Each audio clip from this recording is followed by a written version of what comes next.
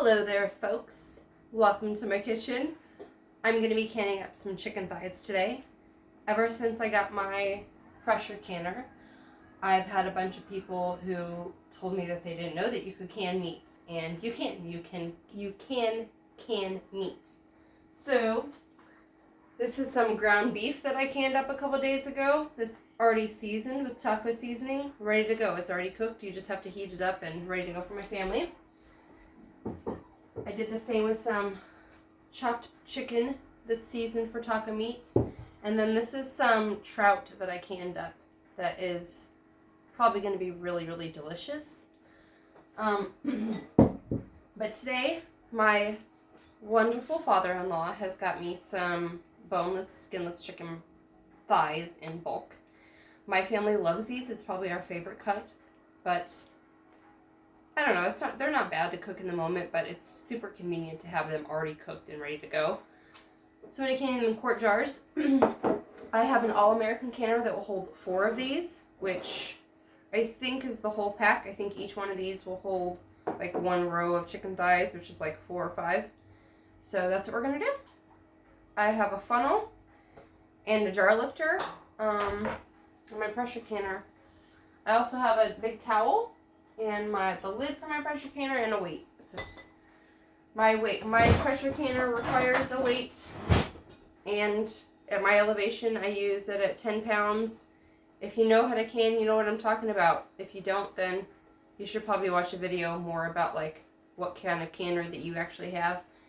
Meat is only supposed to be done with a pressure canner. Officially. There's definitely tons of people who water bath meat. They just do like double the times or whatever. I'm not really that much of a daredevil. I have little kids. I don't want to take the risk of them getting sick. So I just got a pressure canner and I use that. This is super easy. It's not going to take very long at all for me to show you. But my hands are clean. Even if they were, it wouldn't really matter because this is going to go into the canner and it's going to be like cleaned, like cooked super high, really hot for a while. So I like to put, you don't really need the funnel right now. Sometimes it's easier if they're like, if it's like ground meat. Like I don't like to can ground meat raw. Ground meat I will go ahead and cook first. If you can it raw, then it just comes out in a big clump. But these chicken thighs, I have cooked them first and then canned them like in broth. And it works out okay. It's just that you're double cook. You're cooking it 3 times essentially. You're cooking it when you cook it, you're cooking it when you can it, and then you're cooking it when you reheat it. Which chicken is just doesn't need that much. So these chicken thighs, whenever I can them up like this, they just fall apart. It's so convenient. I used a bunch of these throughout the summer, like whenever we go canning or camping or just making meals. I sprained my foot last summer and I still had to make meals for my 3 small children, so having a bunch of meat canned up made it super duper convenient. Notice that I'm not adding any broth to this. If I have done that before, and it is sometimes it's nice to have the broth already in the jar, but it's not necessary. When you do raw meat like this is, it has so much fat in there, and chicken especially, they inject a bunch of water in it to make it a higher weight when they sell it. So it makes a bunch of liquid in there. I wish I had a jar to show you, but we just used our last one. That's why I'm doing it. But I do intend to make another video soon about a way that I usually use this, which is just to make a gravy with it. So I'll take the juices that it comes with. This one is like an extra. Usually it's just 4 per thigh, so I'm just going to cut it in half. Put it in the 2 smaller ones. But yeah, so I'll take the juices that come in it, which is pretty much just like drippings or whatever, and I'll take that and some oil or butter and pretty much just make a roux with flour, and then add some cream or broth, whatever I have on hand and whatever makes sense for the recipe. And then it makes a really delicious chicken gravy that my kids love. They'll eat it on like rice or really anything. I'm gonna rinse off my hand.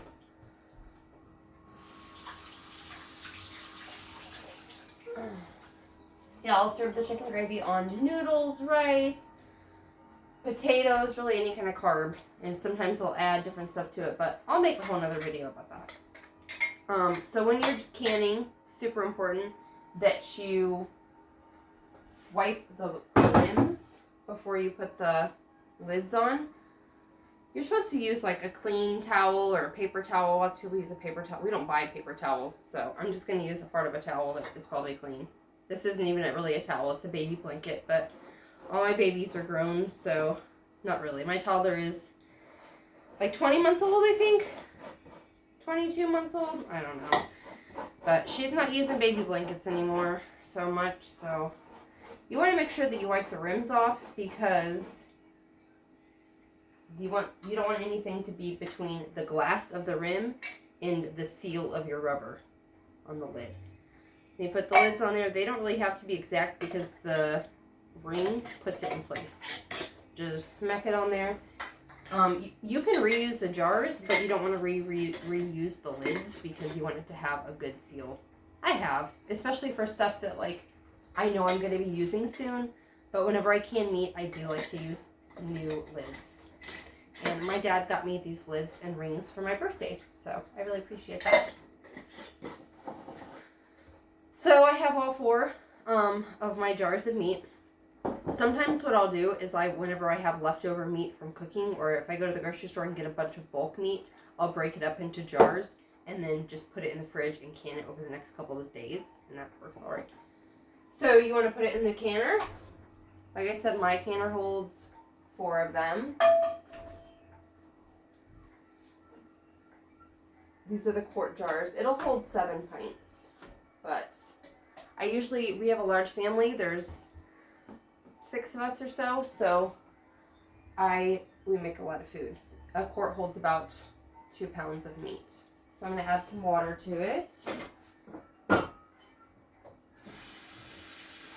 And the water's supposed to come up about 2 inches up the jar. I don't really measure anything. I do it like a quarter of the way.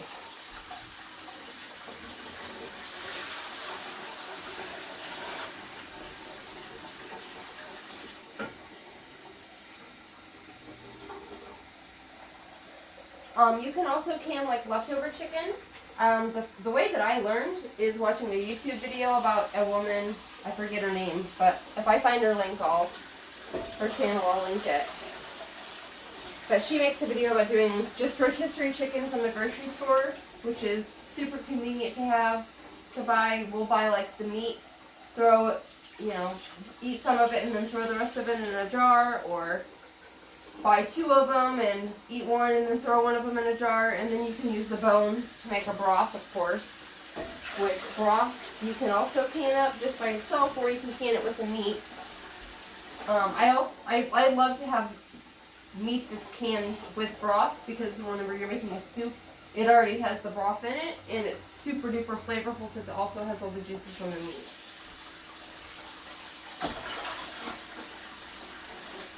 So it's probably like a third of the way up the jars. I like to have a good amount in there for whenever I'm doing quarts of meat because it's going to go for 90 minutes, which is a good while. And I've never run out of water or felt like I was losing water, but I know that's one way that you can fuck up your canners. Try not to do that. Okay, so you can't really see it from there probably, but there's like a dial right here. I am going to turn the heat on, and then I'm going to wait for this steaming vent, this vent on this side, to start steaming. Whenever that starts steaming, I'm going to put my weight on. The 10 pounds should be on the little valve thing. And then I'm going to wait for this valve to come up to 10 pounds. Whenever this comes up to 10 pounds, that's when you start the time, the 90 minutes.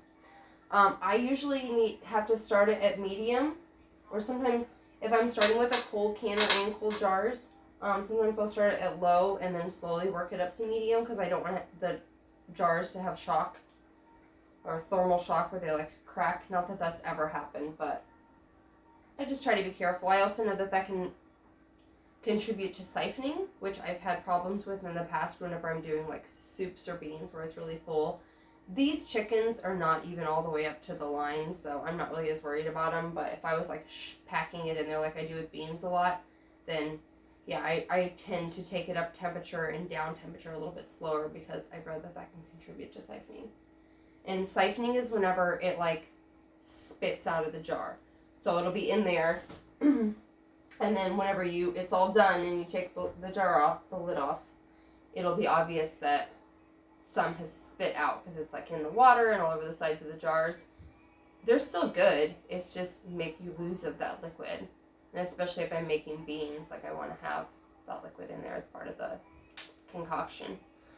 So one thing I didn't do is screw it on. So this All American has, 6 different screws. And the way you do it is you do one, and then you do the one that's like across from it. So I'm going to do the one in the front and then do the one in the back. Bring them up and just tighten them. Sometimes they can be a little tricky.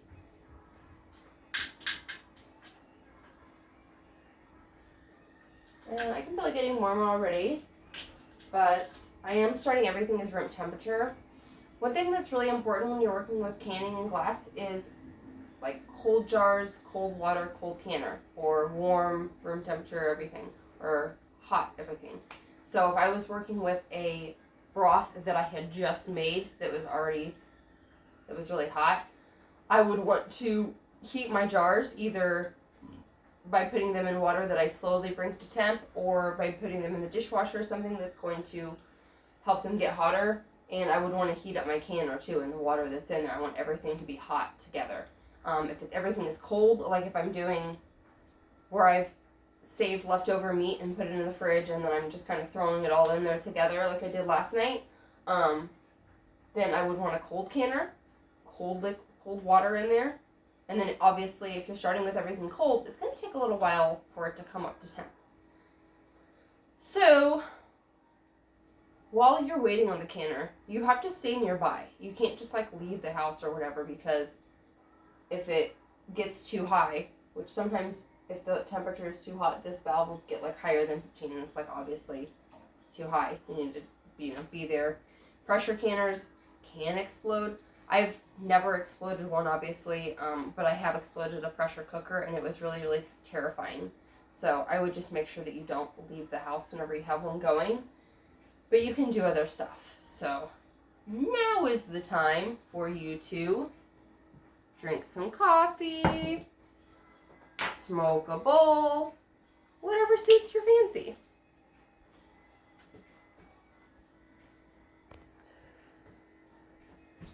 So, for the sake of time, I'm just going to show you what to do next instead of actually canning everything.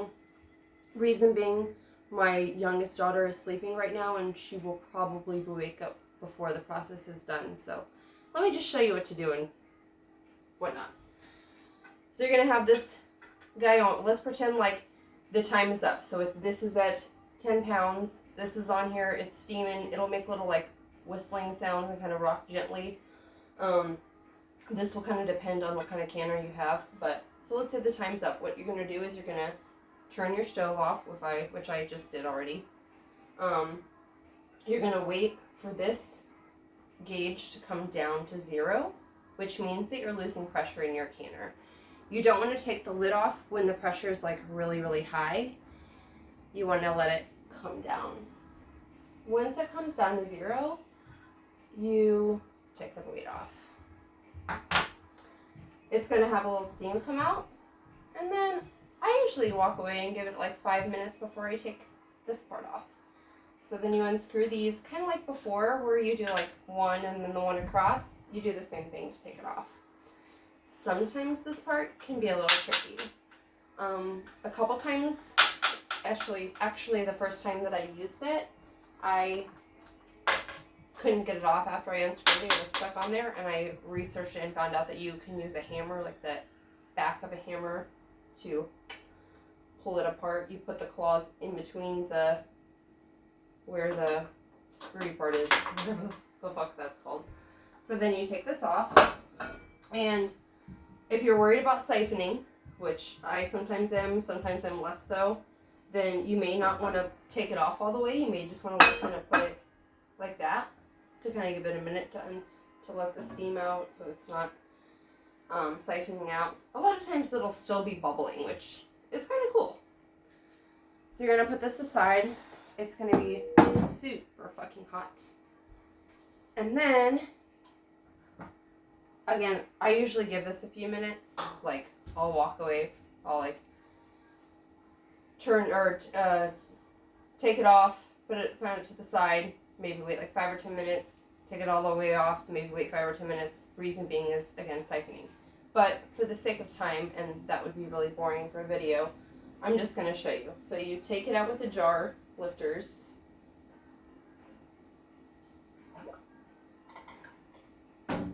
You got to be really careful not to bang stuff around if you have like a hood like I do, or bang in the jars. These are going to be extremely hot, and a lot of times they are still bubbling. So you take them out, and you want to put them on a towel. A lot of times your counter is cold, and you're worried about thermal shock again with the glass. So get a towel out, a clean one preferably, but honestly it doesn't matter because everything's in jars. And put them on there. I will usually do this part as I'm going to bed because I am preparing things to can throughout the day, and then I'll put the can on it in the evening. And then I will usually put a towel over it.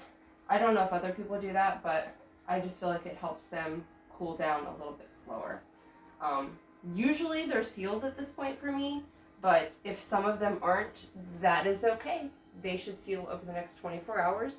If they don't seal, then, which you can tell if it's sealed by the way that the top looks. This one is not sealed, so it has, you can push on it, it has a little pop. If it's sealed all the way, like this one is, this is a tea that I made, you can't push it. And it makes it just a different sound. That one sounds like hollow. Some lion's mane. And then here's some tea that I made that's canned. So yeah, that's it. That's how you make canned chicken thighs. Enjoy!